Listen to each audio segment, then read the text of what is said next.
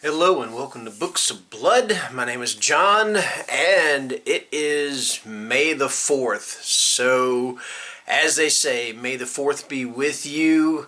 It's Star Wars Day. I don't remember when this started or who came up with it, but I just think it's kind of funny. And it usually just sneaks up on me. I don't think anything about it. I'm like, okay, May the 4th, and somebody came up with the idea of, oh, May the 4th be with you or whatever. Anyway, I am rambling and I apologize for that. So this is my first TBR. I don't remember if I did a January TBR or not. I think the last one I did was in December. I'm not 100% sure. But this is my first TBR in anywhere between 4 to 5 months. Simply to be honest with you, I have not felt like reading. Okay, I've tried. I have tried very hard to get into reading, and I'm finally getting back into it.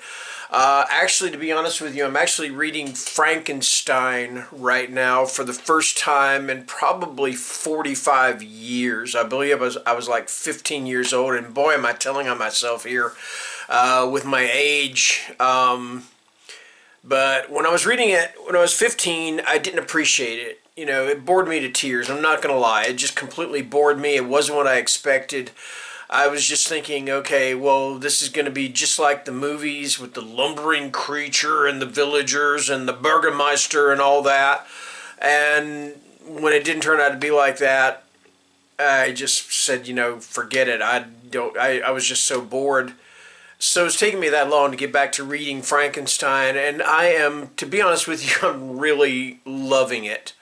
I'm not doing these marathon reading sessions with it. I'm reading about 2, maybe 3 chapters at a time, but I'm just really loving it, really enjoying it. So that's what I'm doing right now. Anyway, I've got 5 books here that I thought, you know what, I need to do a TBR. I need to get back into this or try to get back into it. And I'm not making any promises. I don't know if I'm going to read all these during the month of May or not, but it's a start. All right. So anyway, and I've got these in alphabetical order.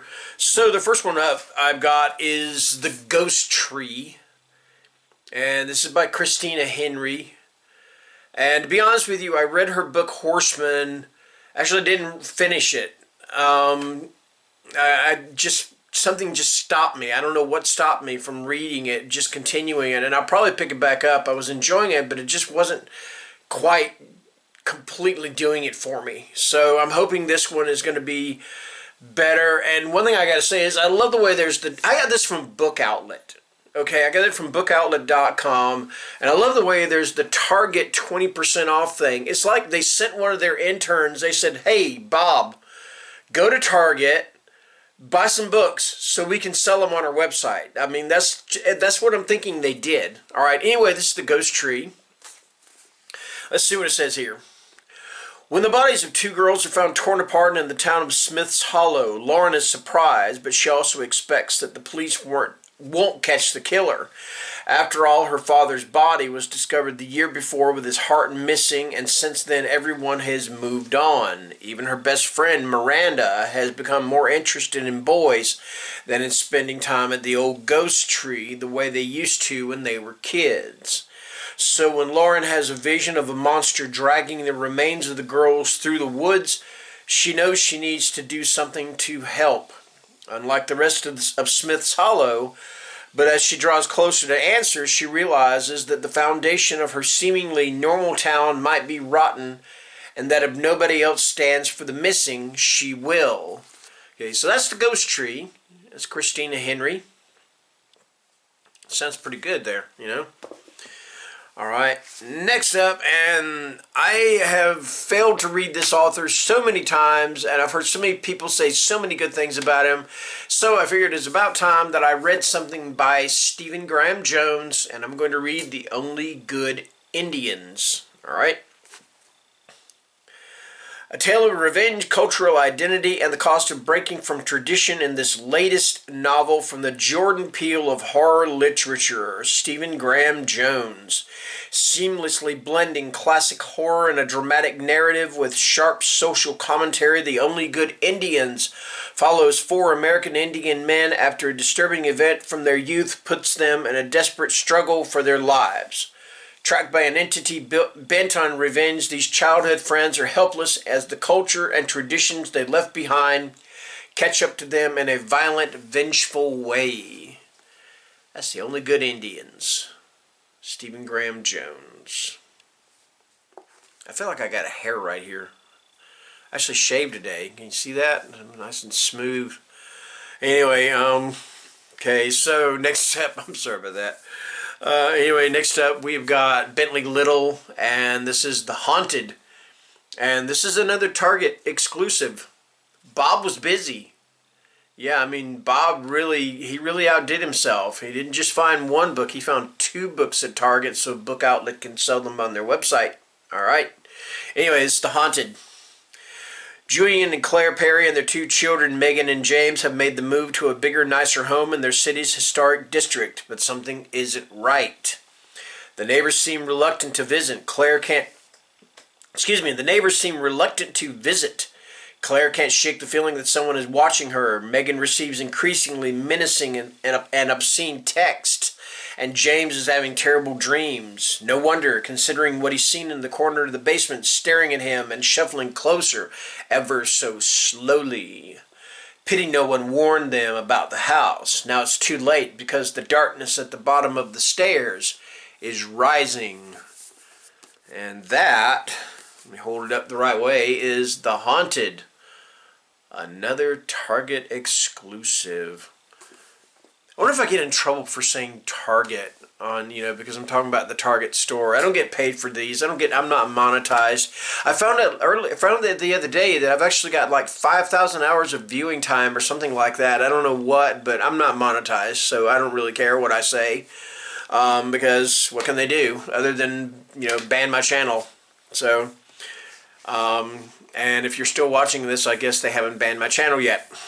Anyway, so next up we have got from Graham Masterton. This is The House of 100 Whispers. There it is, The House of 100 Whispers. Okay. I may have to brighten this video when I edit it. Usually I don't do that, but I just feel like I'm not getting enough light over here, so I may brighten the entire thing whenever I work on it. Anyway, let's see what this is about.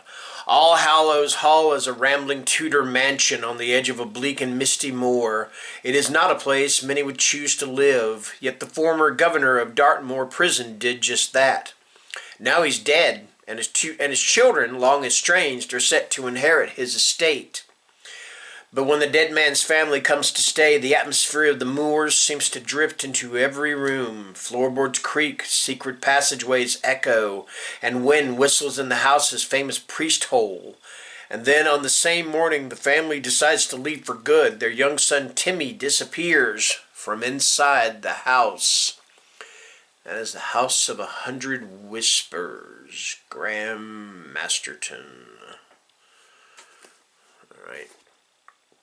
And finally, we have the debut novel of Michael McDowell. This is The Amulet.